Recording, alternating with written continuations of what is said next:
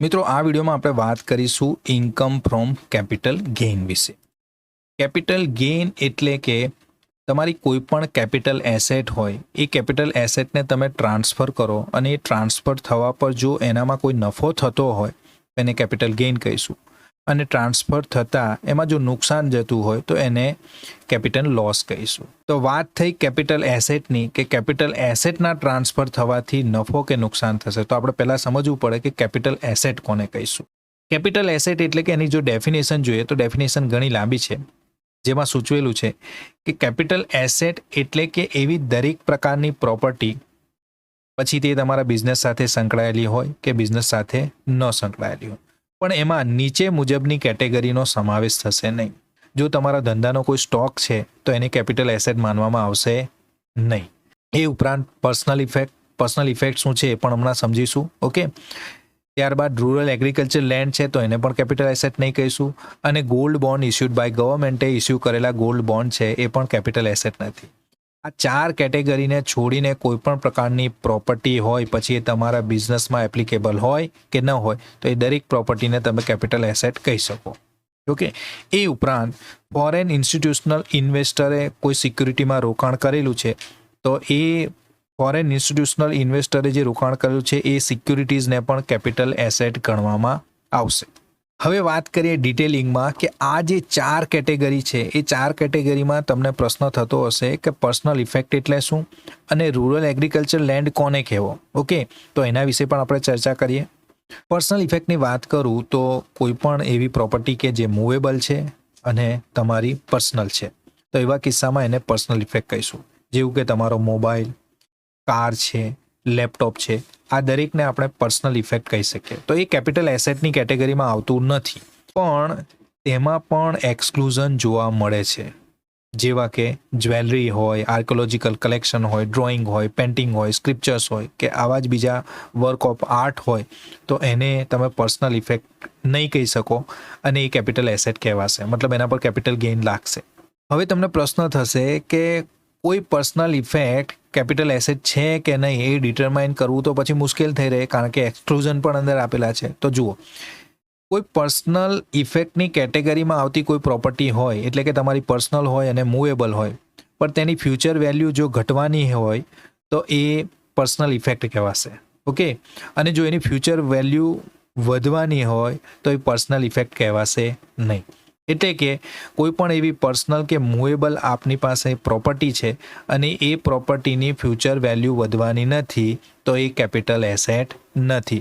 પણ કોઈ તમારી પર્સનલ અને મૂવેબલ પ્રોપર્ટી છે જેની ફ્યુચર વેલ્યુ વધવાની છે તો એ કેપિટલ એસેટ કહેવાશે.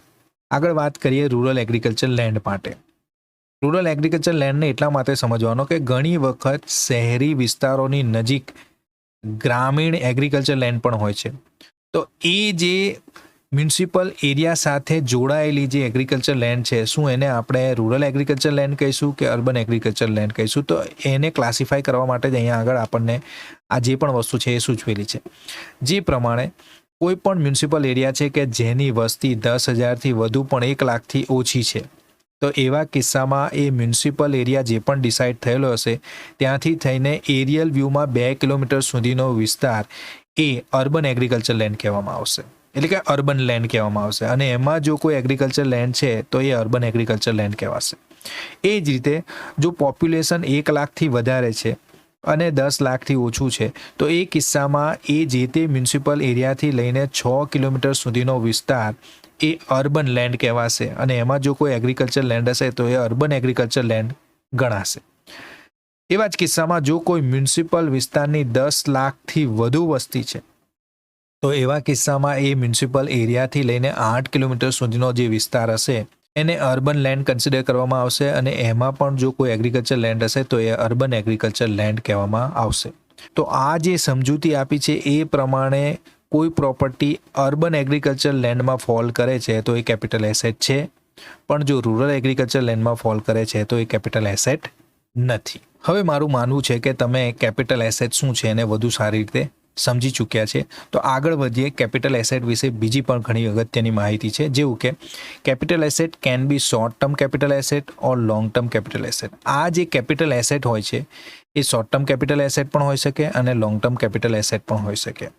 હવે એ શોર્ટ ટર્મ છે કે લોંગ ટર્મ કેપિટલ એસેટ છે, કઈ રીતે ડિટરમાઇન કરીશું? તો એ ડિટરમાઇન થાય છે પીરિયડ ઓફ હોલ્ડિંગથી, એટલે કેટલા સમય સુધી તમે એ પ્રોપર્ટીને હોલ્ડ કરી રાખેલી છે. હવે આ પ્રોપર્ટી હોલ્ડ કરવાનો જે પીરિયડ છે એ પણ દરેક પ્રોપર્ટી માટે ડિફરન્ટ છે. જ્યાં સુધી વાત છે કે તમારી એસેટ કોઈ લિસ્ટેડ સિક્યુરિટીઝ છે કાં તો પછી ઇક્વિટી ઓરિએન્ટેડ મ્યુચ્યુઅલ ફંડ છે, તો એવા કેસમાં 12 મહિનાનો જે પીરિયડ છે એને શોર્ટ ટર્મ કે long term capital asset consider કરવા માટે નોંધવામાં આવેલો છે. એટલે કે તમે જો કોઈ શેર કે ઇક્વિટી ઓરિએન્ટેડ મ્યુચ્યુઅલ ફંડ લઈ રાખ્યા છે અને 12 મહિના પહેલાં તમે એનું વેચાણ કરી દો છો, તો એ શોર્ટ ટર્મ કેપિટલ એસેટ કહેવાશે, અને 12 મહિના પછી વેચાણ કરશો તો એ લોંગ ટર્મ કેપિટલ એસેટ કહેવાશે. જ્યાં સુધી વાત છે અનલિસ્ટેડ સિક્યુરિટીઝની કે પછી કોઈ લેન્ડ કે બિલ્ડિંગની કે રેસિડેન્શિયલ પ્રોપર્ટીની વાત કરીએ, તો એવા કિસ્સામાં પીરિયડ ઓફ હોલ્ડિંગ 24 મહિના નક્કી કરવામાં આવેલો છે. એટલે કે 24 મહિના પહેલાં તમે કોઈ લેન્ડ, બિલ્ડિંગ કે રેસિડેન્શિયલ પ્રોપર્ટી વેચી દો છો તો એ શોર્ટ ટર્મ કેપિટલ એસેટ છે, અને 24 મહિના પછી વેચશો તો એ લોંગ ટર્મ કેપિટલ એસેટ છે. ગોલ્ડ અને ડેટ ઓરિએન્ટેડ ફંડના કેસમાં આ પીરિયડ ઓફ હોલ્ડિંગ 36 મહિનાનો રાખવામાં આવેલ છે. હવે શોર્ટ ટર્મ કેપિટલ એસેટ હશે તો એના પર short term capital gain raise થશે, અને લોંગ ટર્મ કેપિટલ એસેટ હશે તો એના પર long term capital gain raise થશે. તો શોર્ટ ટર્મ કેપિટલ ગેઇન અને લોંગ ટર્મ કેપિટલ ગેઇન માટે કેટલો ટેક્સ તમારે પે કરવાનો છે એ તમે નીચેના બોક્સમાં જોઈ શકો છો. જો લિસ્ટેડ સિક્યુરિટીઝ છે અને એ કિસ્સામાં શોર્ટ ટર્મ કેપિટલ ગેઇન બને છે તો તેના પર તમારે 15% ટેક્સ ચૂકવવાનો છે. એટલે કે કોઈ શેર તમે હોલ્ડ કરી રાખ્યા છે કાં તો ઇક્વિટી ઓરિએન્ટેડ મ્યુચ્યુઅલ ફંડ છે જે તમે એક વર્ષના ગાળામાં જ વેચેલા છે અને એના પર જે નફો થયો છે એ નફા પર તમારે 15% ટેક્સ ચૂકવવાનો રહેશે. પણ આ જ જે શેર તમે હોલ્ડ કરી રાખ્યા છે એ એક વર્ષ પછી વેચશો તો એના પર તમારે જે પણ નફો થતો હોય છે એ નફા પર 10% ટેક્સ ચૂકવવો પડશે.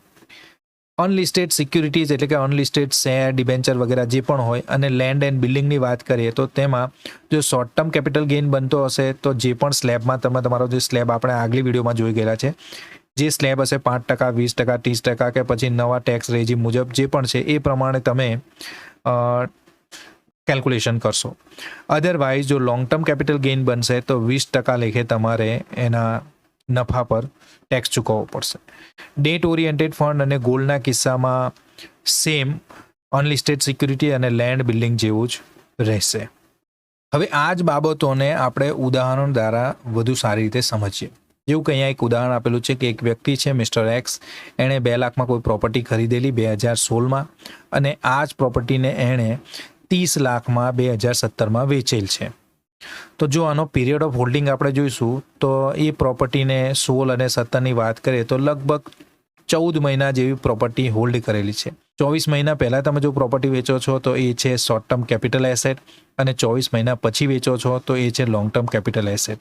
તો આ કેસમાં આ શોર્ટ ટર્મ કેપિટલ એસેટ છે, અને આના પર જે ટેક્સનું કેલ્ક્યુલેશન થશે એ પણ શોર્ટ ટર્મ કેપિટલ ગેઇન હશે. ઓકે, વધુમાં જણાવ્યું છે કે પ્રોપર્ટી જે છે એ પ્રોપર્ટી પર ઇમ્પ્રુવમેન્ટમાં 1 લાખનો ખર્ચો કરેલો છે, અને પ્રોપર્ટી જ્યારે વેચેલી છે તો એના પર બ્રોકરેજ 1 લાખ ચૂકવેલી છે. તો આવા કિસ્સામાં આનું કેલ્ક્યુલેશન કઈ રીતે થશે તો તમે જોઈ શકો છો કે ફૂલ વેલ્યુ કન્સિડરેશન એટલે કે જે પણ વેચાણ કિંમત છે એ વેચાણ કિંમત 30 લાખ છે. 30 લાખમાંથી તમે એ પ્રોપર્ટી વેચવા પર જે બ્રોકરેજ ચૂકવેલી એ તમારો ખર્ચો હતો, તો 1 લાખ તમે બાદ કરશો તો નેટ સેલ કન્સિડરેશન એટલે કે નેટ વેચાણ હશે તમારી વેચાણ કિંમત 29 લાખ. આ 29 લાખમાંથી તમારે જે પણ એની ખરીદ કિંમત, જેને આપણે કોસ્ટ ઓફ એક્વિઝિશન કહીશું, એ ખરીદ કિંમત બાદ કરવાની. ખરીદ કિંમત છે 2 લાખ. તે ઉપરાંત આ જે પ્રોપર્ટી 2 લાખમાં ખરીદેલી એના પર 1 લાખનો આપણે ખર્ચો કરેલો રિનોવેશનમાં કે ઇમ્પ્રુવમેન્ટનો, તો એ પણ આપણે બાદ લઈ લઈશું. તો 29માંથી બીજા 3 લાખ બાદ કરીશું તો 26 લાખ જે રકમ મળશે એ હશે તમારો શોર્ટ ટર્મ કેપિટલ ગેઇન. હવે આ જે શોર્ટ ટર્મ કેપિટલ ગેઇન છે એના પર તમારે સ્લેબ મુતાબિક તમારે ટેક્સ ભરવાનો રહેશે. તો આ વાત થઈ શોર્ટ ટર્મ કેપિટલ ગેઇનનું કઈ રીતે કેલ્ક્યુલેશન કરીશું. હવે જોઈએ લોંગ ટર્મ કેપિટલ ગેઇનનું કેલ્ક્યુલેશન કઈ રીતે થશે. તો અહીંયા વાત થઈ છે ગોલ્ડની. ગોલ્ડના કિસ્સામાં પીરિયડ ઓફ હોલ્ડિંગની લિમિટ હતી 36 મહિના. 36 મહિનાથી પહેલાં જો વેચાણ કરશો તો શોર્ટ ટર્મ કેપિટલ એસેટ, 36 મહિના પછી વેચાણ કરશો તો લોંગ ટર્મ કેપિટલ એસેટ કહેવાશે. તો અહીંયા તમે જોઈ શકો છો ગોલ્ડ ખરીદેલું છે 2009માં અને વેચેલું છે 2017માં. તો એવા કિસ્સામાં આ લોંગ ટર્મ કેપિટલ એસેટ છે અને આની ગણતરી લોંગ ટર્મ કેપિટલ ગેઇન પ્રમાણે થશે. તો ડિટેલમાં જોઈએ તો 2 લાખનું ગોલ્ડ ખરીદેલું છે અને આ ગોલ્ડ 20 લાખમાં વેચેલું છે.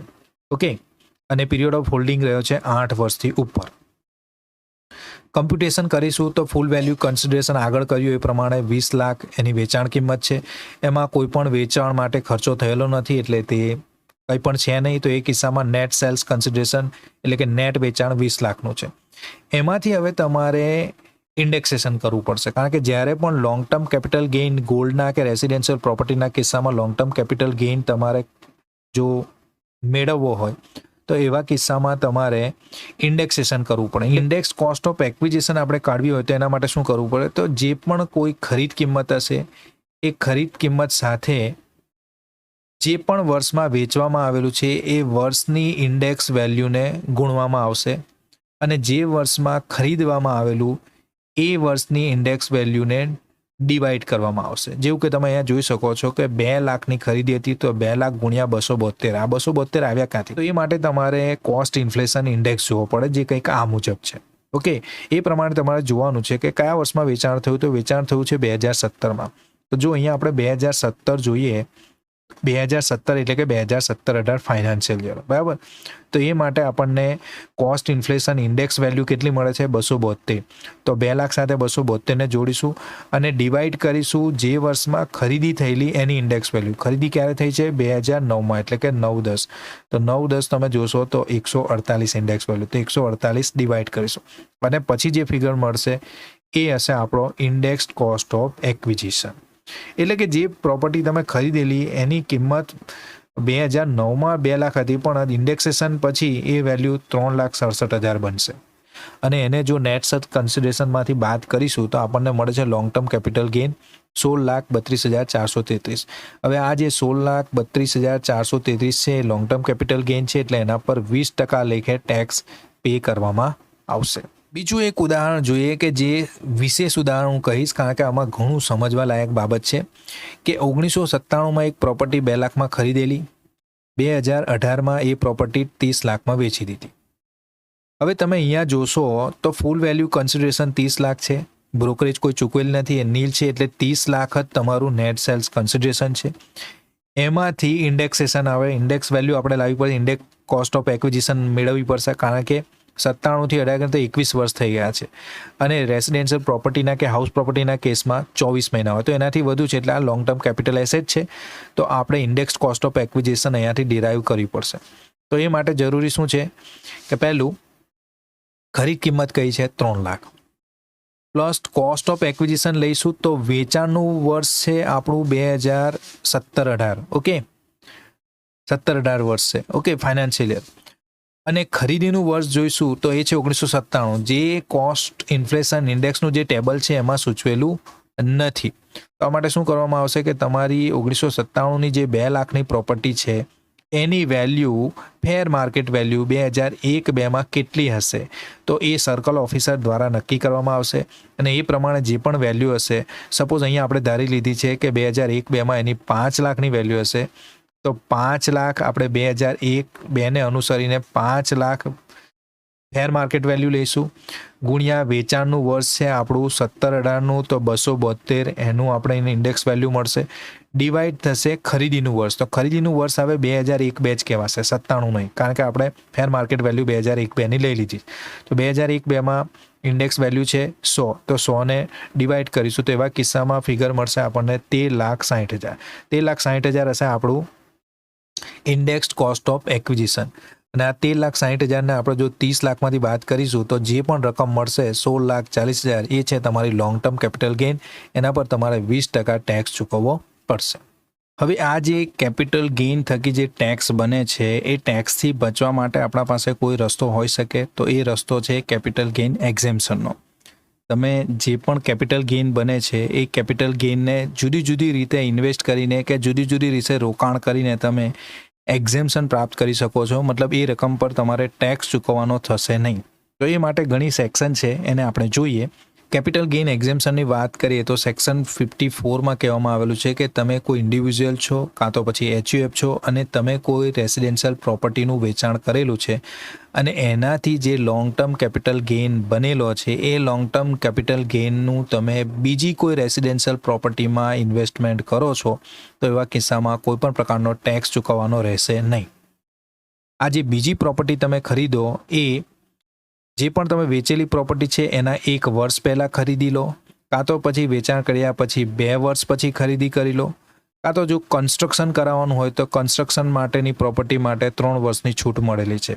એટલે કે પ્રોપર્ટી વેચ્યા બાદ 2 વર્ષ કે પછી 3 વર્ષ પછી તમે પ્રોપર્ટીમાં એ પૈસાનું રોકાણ કરી શકો છો, તો તમારે કોઈપણ પ્રકારનો ટેક્સ ચૂકવવાનો રહેશે નહીં. એક્ઝેમ્પશન શું છે હું ઓલરેડી તમને બોલી ચૂક્યો છું.